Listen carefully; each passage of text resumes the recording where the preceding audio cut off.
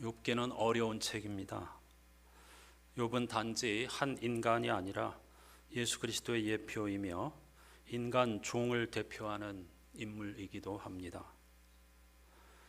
히브리 성서의 그 구성에서 욥기의 무게 혹은 욥기의 자리를 짐작할 수가 있습니다.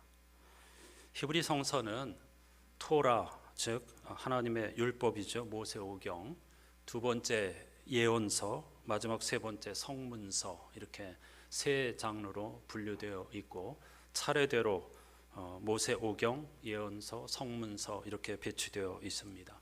개신교인들이 가지고 있는 성서와 배열이 상당히 많이 다른데 그 배열의 차이가 굉장히 중요한 그 의미를 가지고 있습니다. 특히 욥기도 그렇습니다. 욥기는 히브리 성서 세 번째 마지막 부분인 성문서에 속하는 책인데요. 그 욥기의 마지막 부분에 하나님의 말씀이 등장합니다. 38장부터 시작되죠. 꽤 긴 분량인데 욥기 후반부에 등장하는 하나님의 말씀은 성서에 있는 하나님의 연설 중 가장 긴 것이며 동시에 가장 마지막 최후의 연설입니다. 중요한 의미가 있다는 뜻이겠죠. 하나님이 그 이후로 침묵하셨기 때문입니다. 히브리 사람들은 성서의 활용점정을 하나님의 침묵으로 찍었다는 뜻입니다. 굉장히 중요한 의미가 있습니다. 우리는 다 알고 싶어 하죠. 하나님 대답 다 듣고 싶어 하죠. 속 시원하게 보고 싶어 하고 만지고 싶어 하고 알고 싶어 하죠. 원인과 결과를. 그러나 하나님은 침묵하셨다는 겁니다. 이게 히브리 성서 기자들의 사유의 핵심입니다. 성서의 마지막이 하나님의 침묵입니다. 다 알 수 없다는 거죠. 다 설명할 수 없다는 거죠. 이게 히브리 사람들의 믿음의 핵심입니다. 예수께서는 하나님의 나라를 주로 비유로 가르치셨죠. 당연한 겁니다. 침묵할 수는 없고 하나님의 나라, 이 귀하고 아름다운 하나님의 나라, 생명이 충만한 나라를 전하긴 해야 되겠는데 인간의 언어, 제한성 속에서 이걸 전할 수가 없으니까 비유로 말씀하신 것입니다. 욥 이야기도 예수께서 말씀하신 선한 사마리아인의 비유처럼 하나의 비유로 읽으셔도 됩니다.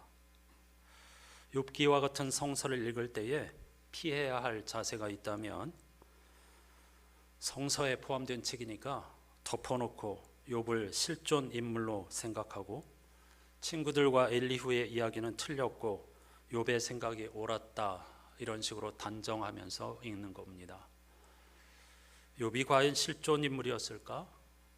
제가 조금 전에 하나의 중요한 진리를 가르치기 위한 비유로 욥의 이야기를 읽는 것도 매우 좋다고 말씀드렸죠. 실존 인물이었느냐 아니냐, 우스 땅이 어디였느냐, 그가 도대체 기원전 언제 살던 사람이었느냐, 이런 건 별로 중요한 것이 아니라는 뜻입니다. 또 정말 사람들이 덮어놓고 생각하는 것처럼 세 친구들과 엘리후가 틀렸고 욥이 맞았는가? 그럼 욥기의 대부분을 차지하는 세 친구의 이야기와 엘리후의 이야기가 이 거룩한 하나님의 말씀, 욥기의 대부분을 차지한다는 것을 어떻게 납득할 수 있겠습니까?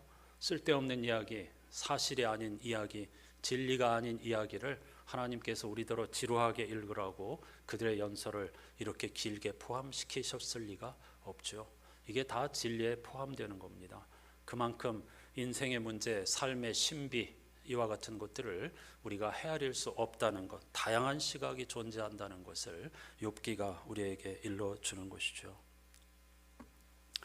고대 사회에서는 유대인뿐만 아니라 모든 민족에게 다양한 형태의 욥 이야기가 있었습니다. 이런 이야기를 들으시면 놀라는 성도들이 많은데 모든 것이 성서에 있는 이야기만 단독으로 존재했다 이렇게 생각하시면 안 되고요. 창조 이야기, 홍수 이야기, 바벨탑 이야기, 욥 이야기, 이런 모든 이야기는 인간의 어떤 그 근원적인 질문, 이런 것들을 담고 있는 이야기이기 때문에 모든 민족에게 다양한 형태로 이와 같은 이야기가 존재하였습니다. 성서에 실린 욥기는 사람들 입에 오르내리던 여러 가지 욥 이야기 가운데에서 선택되고 그리고 편집된 책이라는 말이죠. 특히 다양한 욥 이야기는 히브리 성서의 헬라어 번역본인 70인역에 많이 반영되었는데 그들의 세계관이 반영된 거라고 제가 계속 말씀드리고 있습니다. 성서에는 66권에 포함된 책을 정경이라고 하고 가톨릭 교회가 인정하는 외경이라는 책들이 있습니다. 공동번역 성서에는 외경이 포함되어 있죠. 정경의 바깥에 있지만 정경 못지 않은 진리를 포함한 책이라는 뜻입니다. 그런가 하면 아주 오랜 논쟁과 그리고 씨름 끝에 위경으로 분리한 책들도 있습니다. 이 위경은 사입이 가짜라는 뜻인데 그렇다고 해서 정말 거짓말 사기꾼들의 책이라는 뜻이 아닙니다. 정경과 외경에 포함되지는 못하지만 그러나 그것도 위경도 그에 못지않은 다양한 진리들을 포함하고 있는 책들이라는 뜻에서 이 위경으로 또 분류를 한 것입니다. 수많은 욥 이야기 가운데에 위경으로 분류된 욥의 유언이라는 책이 있습니다. 이 욥의 유언에 담긴 이야기가 70인역 헬라어 성서 욥기에 상당히 많이 반영이 되어 있죠. 욥의 유언은 욥기와 줄거리는 비슷합니다. 큰 틀에서 차이가 없습니다.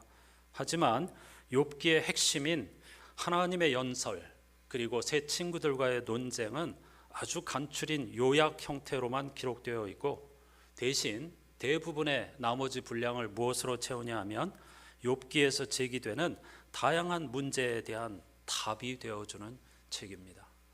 아마 우리가 지금 그 욥의 유언이 번역되어 가지고 이게 번역이 안 되어 있는데 욥의 유언이 번역되었다면 성도들에게 베스트셀러가 되었을 가능성이 많습니다. 왜냐하면 욥은 침묵으로 끝나는 반면에 욥의 유언은 너무나 궁금한 여러 가지 이야기들에 대한 구체적인 답을 제시하기 때문이죠. 이를테면 사탄은 왜 욥을 공격했는가? 욥은 어떻게 그 말로 닿을 수 없는 시험을 견뎌낼 수 있었는가? 욥은 모든 것을 잃은 뒤에 어떻게 살았을까? 욥의 아내는 어떻게 되었을까? 엘리후라는 사람은 도대체 누구였는가? 하나님이 정말 욥기에 기록한 이 모든 일을 다 계획하셨을까? 이런 질문에 대한 구체적인 대답을 욥의 유언은 하고 있습니다. 하지만 이와 같은 차이보다 더 근원적인 차이가 있습니다. 욥의 유언이라는 책에서 욥은 아내와 자녀에게 인내할 거를, 그러니까 똑같은 줄거리라고 했으니까 말로 닿을 수 없는 고난이 찾아왔습니다. 그런데 아내와 자녀에게 인내하라고 합니다. 욥의 유언에서 욥이 자녀와 아내에게 명령한 인내는 약속된 해방의 날까지 정해진 고통을 견디는 것이었습니다. 그 책에는 반드시 좋은 날이 온다, 그때까지 견디면 된다, 이런 하나님의 말씀이 전제되어 있습니다. 원인과 목적 그리고 끝을 알 수 없는 고통을 견디는 것이 아닙니다. 그러니까 욥의 유언에 나오는 인내는 믿음과 희망에서 나온 인내라기보다는 정해진 시간 동안 참는 것에 가깝겠죠. 반면 욥기 1장 1절에서 보는 것처럼 하나님께서 욥을 인정하시는 것은 그가 알지 못하고 믿었기 때문입니다. 해답을 알지 못하고 끝을 알지 못하고 그가 믿음을 지켰기 때문입니다. 욥기의 참된 문제는 무고한 사람이 겪는 고통, 목적을 알 수 없는 고통입니다. 욥이 겪는 고통의 특징은 불분명함입니다. 원인도 모르고 이유도 모르고 결과도 잘 모릅니다. 성서일가표에 포함된 2장에 보면 욥의 아내가 욥의 참담한 모습을 보고 아직도 그 잘난 믿음을 지키려고 합니까? 차라리 하나님을 욕하고 죽으세요, 이렇게 이야기합니다. 욥의 아내의 이야기는 사실은 사탄의 이야기입니다. 성서 기자가 사탄의 이야기를 욥의 아내를 등장시켜서 이야기하고 있는 것이죠. 너 그래도 믿음을 지킨다고? 원인과 결과 언제까지일지 알지 못하는 이 고난을 주셨는데도 하나님을 신뢰한다고 하면서 포기하라고 이야기하고 있는 거죠. 하지만 욥은 그럼에도 불구하고 믿음을 지켰다. 마치 예수 그리스도께서 십자가를 받아들이셨듯이 말이죠. 이렇게 비교해 보면 욥기의 하나님의 침묵과 욥의 유언이라는 책의 세세한 대답은 분위기가 달라도 너무 다르죠. 만일 욥의 고난을 욥의 유언이라는 책에서 나오는 내용처럼 하나하나 다 분명하게 설명하면 결국 욥의 세 친구나 엘리후와 똑같은 역할을 하게 되는 거죠. 이것이 믿음의 사람들이 후에 욥의 유언이라는 책을 위경으로 분류한 이유입니다. 욥의 고난에 대하여 세 친구는 한마디로 죄의 결과이니까 회개하라고 했고, 나중에 등장한 젊은 엘리후는 하나님의 연단이고 훈련이니까 참고 견디면 좋은 날이 올 거라고 했습니다. 다 진리입니다. 다 맞는 말입니다. 그들은 진실로 고난당하는 욥을 도우려고 온 사람들입니다. 그리고 당대 최고의 지혜 전통가들이며 하나님을 경외하는 사람들이었습니다. 하지만 그것이 한계였습니다. 당시 그들의 히브리 사람들의 지혜의 한계, 악은 죄의 결과, 고난은 죄의 결과이다. 그리고 고난은 하나님의 연단이다. 견디면 좋은 날이 온다. 훨씬 더 단련되어서 강한 믿음의 소유자로 거듭나게 된다. 이게 전통적 지혜 사상이었습니다. 하지만 또 다른 히브리의 지혜자들은 욥을 통해서 욥기를 통해서 그것으로 해결되지 않는 일들이 많다고, 믿음의 분투가 도리어 고난을 낳을 수도 있다고, 그리고 그에 대한 하나님의 응답은 침묵이라고 역설하는 겁니다. 이게 참 어렵죠. 여러분, 믿음의 선한 싸움이 고난을 가져온다고 하면 신앙생활 하시겠습니까? 복 받으려고 하는 건데,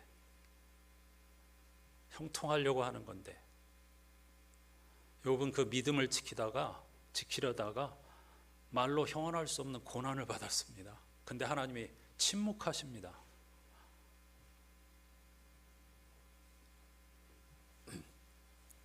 이게 우리에게 던지는 질문입니다. 지금 우리는 새벽과 수요기도 시간에 열왕기하를 읽고 있습니다.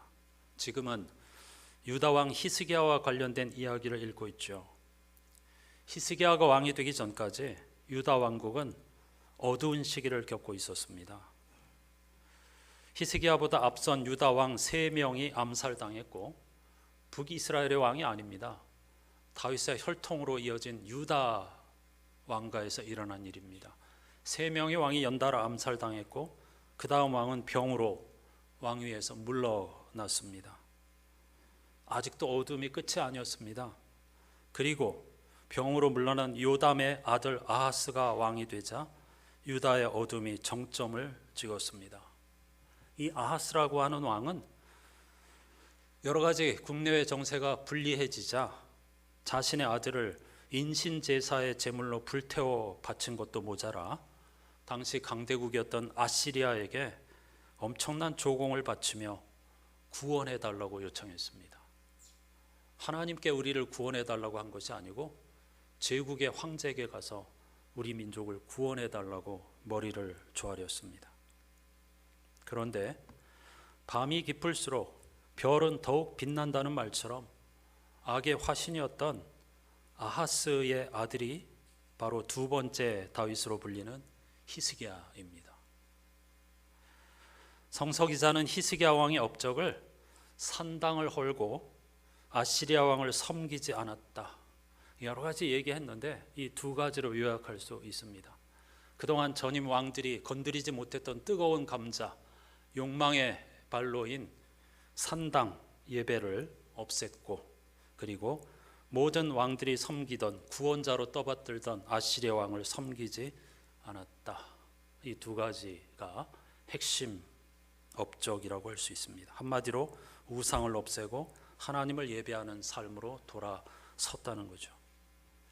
근데 여러분, 이게 간단한 일이 아닙니다.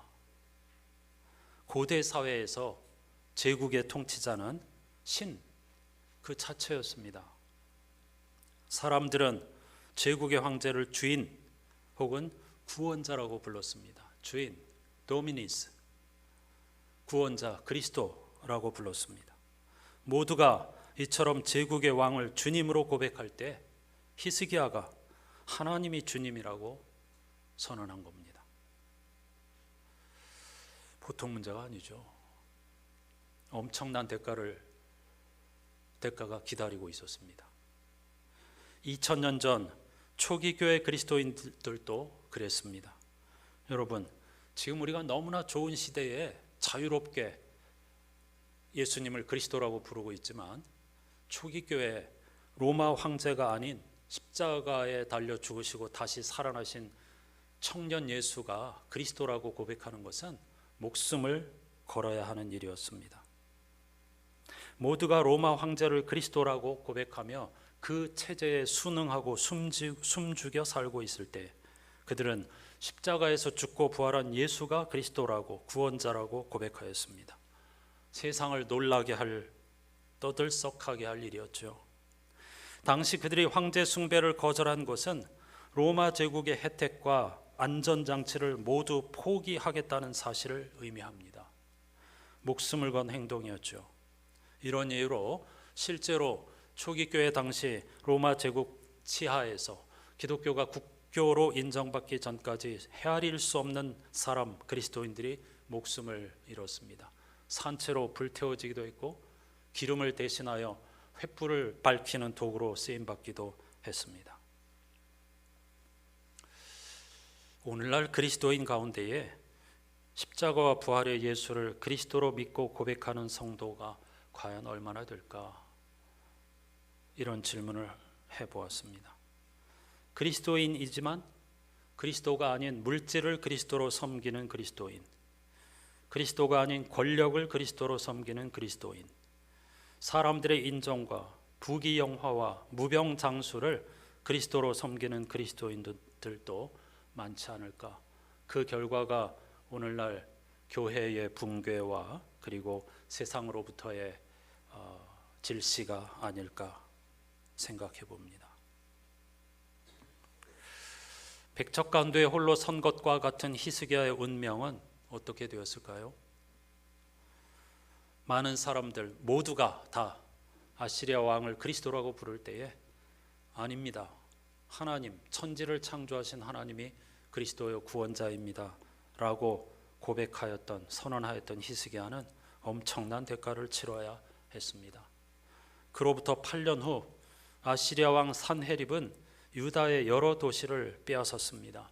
그리고 점점 예루살렘을 향하여 진격하고 있었죠. 놀란 히스기야는 엄청난 조공을 바치며 한 발 물러섰습니다. 제가 잘못했습니다. 이쯤에서 멈춰 주십시오라고 말이죠. 물론 하나님 신앙을 포기한 건 아닙니다. 그러나 산헤립은 만족하지 않고 다르단, 랍사리스, 랍사게를 히스기야 왕에게 보내 항복을 요구하였습니다. 열왕기하에 있는 다르단, 랍사리스, 랍사게는 사람의 이름이 아닙니다. 모두 직책명입니다.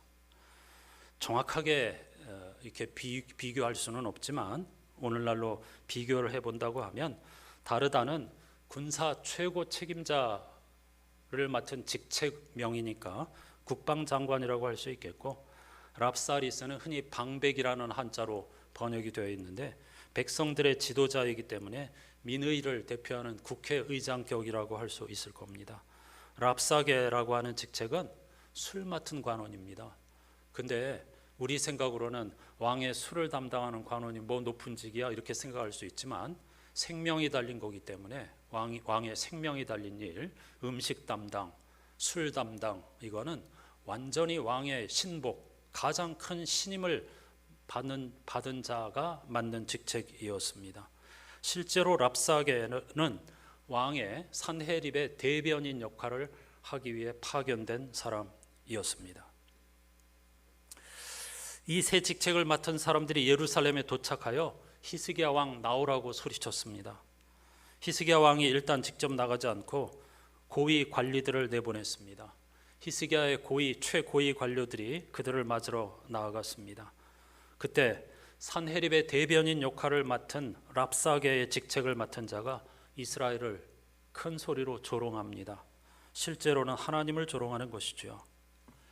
저는 이 본문을 읽으면서 랍사게의 말이 제 귀에 쟁쟁하게 울리는 것처럼 매우 실제적으로 들렸습니다. 하나님을 믿는 이들, 아니 하나님을 조롱하는 그의 연설을 메시지 성서로 조금 읽어보겠습니다. 히스기야에게 전하여라. 위대한 왕이신 아시리아 왕의 명령이다. 너는 지금 거짓의 세계, 종교적 환상의 세계에 살고 있다. 고작 말 몇 마디로 군사 전략과 병력을 대신할 수 있다고 보느냐? 너는 하나님을 의지한다고 말하겠느냐? 너는 언제까지 그 공상을 붙들고 있을 셈이냐? 너는 내가 하나님의 허락 없이 이 땅을 멸하러 왔다고 생각하느냐? 라고 소리쳤습니다. 여기서 랍사게가 말하는 하나님은 이방신을 의미하겠죠.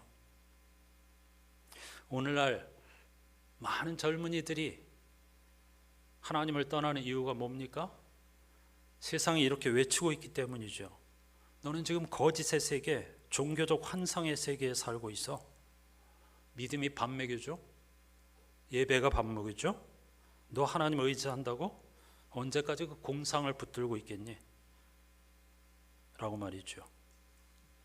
당황한 유다 관리들이 우리는 당신의 언어인 아람어를 잘 알고 있으니까 히브리어로 말하지 말고 아람어로 제발 얘기해 주십시오 라고 간청합니다. 백성들의 사기가 떨어질 것을 염려했기 때문이죠. 하지만 랍사게는 백성들이 전부 다 들어야 한다면서 계속해서 히브리어로 더 크게 소리칩니다. 히스기야에게 속지 말아라. 그는 너희를 구원할 수 없다. 히스기야의 말에 귀를 기울이지 말아라. 아시리아 왕의 말씀을 들어라. 내 통치를 받아들여 행복한 삶을 살아라. 내가 너희 모두에게 토지와 밭과 우물을 보장하겠다. 지금보다 훨씬 기름진 땅, 곡식과 포도주와 빵과 올리브가 가득한 땅으로 데려다 주겠다. 인생은 한 번뿐이다. 그러니 제대로 사는 것처럼 살아보아라. 멋지지 않습니까? 보이지 않는 하나님 대신 보이는 힘을 믿으라는 거죠. 히스기야가 너희를 구원할 수 없다는 것은 하나님이 너희를 구원할 수 없다는 뜻입니다. 만일 우리가 그 자리에 서서 랍사게의 소리를 듣고 있었다면 어떤 선택을 했을까요? 저는 많이 흔들렸을 것 같습니다. 오늘 많은 정치 지도자들이 우리에게 달콤하게 속삭이는 것처럼 부자 되게 해주겠다. 기름진 땅, 빵과 올리브가 가득한 땅으로 우리를 인도해 주겠다. 인생은 한 번뿐이다. 보이지 않는 하나님 대신에 힘을, 이 세상의 권력을 그리고 물질을 믿는 것이 지혜로운 것 아니겠니? 라고 속삭인다면 말이죠. 유다 백성들도 당연히 많이 흔들렸을 겁니다. 그걸 걱정한 고위 관료들이 제발 히브리 말로 하지 말아달라고 부탁을 했으니까 충분히 짐작할 수 있겠죠. 산헤립에게 환호하면서 히스기야에게 반기를 든 이들도 아주 많았을 겁니다. 저는 후에 히스기야가 치유할 수 없는 병에 걸린 것이 충분히 이해가 됩니다. 오죽했으면. 홀로 외로운 싸움을 했던 히스기야에게 불치의 병이 찾아온 것은 어쩌면 지극히 당연한 수순이 아니었을까, 그렇게 생각하게 됩니다. 그리고 히스기야의 이야기가 욥의 이야기와 몹시도 닮아 보였습니다. 욥이 믿음을 지키기 위해 당한 고난이 히스기야의 병과 겹쳐 보였습니다. 아이러니하게도 욥과 히스기야의 치열한 믿음의 싸움이 도리어 고난을 불러오지 않았을까 하는 생각이죠. 바로 이런 질문이 욥기의 핵심 주제 가운데 하나입니다. 당분간 제1독서의 욥기가 주어질 거기 때문에 차근차근히 더 깊이 들어가 보겠습니다. 연세의원에서 아이들을 치료하는 사랑구역 노수영 집사님이 몇 달 전에 추천해 준 그린북이라는 영화를 이번 징검다리 휴일에 보았습니다. 1960년대 초반 실화를 바탕으로 한 영화로 천재 피아니스트인 흑인 음악가와 건달처럼 살던 백인 운전기사의 우정을 그린 따뜻한 영화입니다. 포스터만 보여드리겠습니다. 가능하면 한번 이런 영화를 찾아보시기를 바랍니다. 요즘에는 자유롭게 볼 수 있으니까요. 두 주인공, 흑인 천재 피아니스트와 건달 백인 친구가 서 있습니다. 처음부터 친구였던 건 아닙니다. 이들의 우정을 그린 따뜻한 영화인데 줄거리는 그리 따뜻하지 않습니다. 주인공인 흑인 피아니스트는 인종차별이 극심했던 미국 남부 지역 순회 연주에 나섰습니다. 사실은 백인들의 문화 생활에 광대 역할을 한 것이죠. 생계를 위해 그의 비서 겸 운전기사를 맡은 백인 주인공은 처음에는 서로를 달갑지 않게 생각했지만 점차 이해의 폭을 넓혀갑니다. 남부지역 가는 곳마다 흑인이라는 이유로 그의 신분에 상관없이, 그의 실력에 명성에 상관없이 차별과 폭행을 당하고 억울한 일을 거듭당합니다. 영화 제목 그린북이란 이 영화의 실제 주인공이 자신의 남부지역 연주 일정 경험을 바탕으로 만든 유색인종 전용 숙박시설을 안내하는 책자 이름입니다. 함부로 여관에 들어갔다 두드려 맞고 갇히고 이런 고난을 당하였기 때문에 그가 친히 유색인종 전용 숙박업소와 흑인 전용 음식 식당들을 다 이렇게 꼼꼼하게 모아가지고 흑인들을 돕기에 만든 책자가 바로 그린북입니다. 그린북이라고 명명한 것은 인종차별이라는 비극적인 현실 속에서도 놓지 않은 그의 희망의 표현이 아닐까를 생각해 봅니다. 주인공이 남부 지역을 의도적으로 선택한 이유는 사람들의 인식, 차별에 대한 인식을 바꾸고자 하는 소망 때문이었습니다. 고난을 자초한 것입니다. 그 험난한 여정의 끝에서 그는 이렇게 절규합니다. 친구가 된 이 백인 운전기사를 향하여서 나는 충분히 흑인답지도 않고 충분히 백인답지도 않는데 도대체 난 뭐지? 도대체 난 누구지? 라고 자신의 정체성에 대해서 절규합니다. 자신은 흑인이기 때문에 백인에게 말로 다 알 수 없는 차별을 받는데 그렇다고 흑인이면서도 흑인답지 않아서, 여기서 흑인답지 않는다는 말은 흑인들이 그냥 어쩔 수 없는 것이라고 생각하고 체념하고 정해진 규율과 규범에 순응하면서 살았던 그런 모습을 의미하는 겁니다. 거기에 순응하지 않고 저항하면서 살았기 때문에 흑인들마저도 그를 비웃었습니다. 따라서 흑인에 속하지도 못했고 백인에 속하지도 못했기 때문에 난 도대체 뭐지? 하고 절규하게 된 겁니다. 저는 이 대사가 가장 인상 깊었는데 여기서 문득 모든 그리스도인이 아니라 좁은 길, 욥이나 히스기야처럼 좁은 길을 걷고 있는 그리스도인의 삶의 모습, 고뇌, 정체성도 이 영화의 주인공과 같지 않을까 생각해 보았습니다. 모든 그리스도인이 그렇다면 얼마나 좋겠습니까? 그러나 그럴 리는 없습니다. 그럴 일도 없습니다.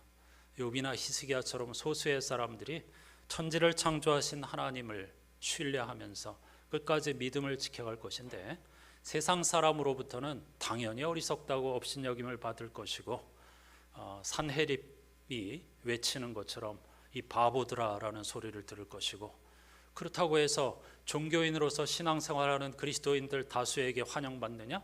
너 뭐 이렇게 모나게 해? 좋은 게 좋은 거지 라면서 적당히 믿고 가자. 이런 사람들에게 또한 외로움 그리고 업신여김을 당하는 것이 아닌가 이렇게 생각을 해보았습니다. 291장 찬송가 외롭게 사느니 그 누군가, 이런 제목의 찬송이죠. 이 찬송 시인이 말하는 외로운 사람은 누굴까요? 가족이나 친구가 없어서 외로운 사람이 아닙니다. 욥처럼 히스기야처럼 하나님을 사랑하는 사람, 진리를 찾는 사람, 예수 그리스도께서 목숨을 바쳐 이루고자 했던 가치들을 귀하게 여기며 좁은 길을 걸어가는 사람입니다. 욥이 그랬듯 세상은 물론 믿음의 식구들에게도 유별나다고 손가락질을 받는다 해도 사망을 이기신 능력의 주님이 함께 하심을 믿는 사람입니다. 찬송 시인은 주님은 인간이 아니시기에 그와 같은 사람을 한없이 사랑하시며 그의 곁에서 그와 함께 하신다고 노래합니다. 욥처럼 히스기야처럼 흔들리면서도 흔들리지 않고 주님만을 의지하는 우리가 될 수 있기를 기도합니다. 한 가지 조심해야 할 것이 있습니다. 이 믿음으로 좁은 길을 걷되 그 안에 갇혀 있어서는 안 됩니다. 좁은 길을 걷되 넓은 마음을 가져야 합니다. 좁은 길을 걸으며 밤낮 기뻐하되 그에 대해 자랑하거나 그런 길을 걷지 못한 사람을 정죄해서는 안 됩니다. 그것이 주님의 마음이니까요. 그것은 주님을 부끄럽게 하는 일이니까요. 예수 그리스도의 찬가인 제2독서 히브리서 1장 1절로 3절까지의 말씀을 세 번역으로 함께 읽고 감사의 식탁 교제로 나아가겠습니다. 성서 일과표 제2독서입니다.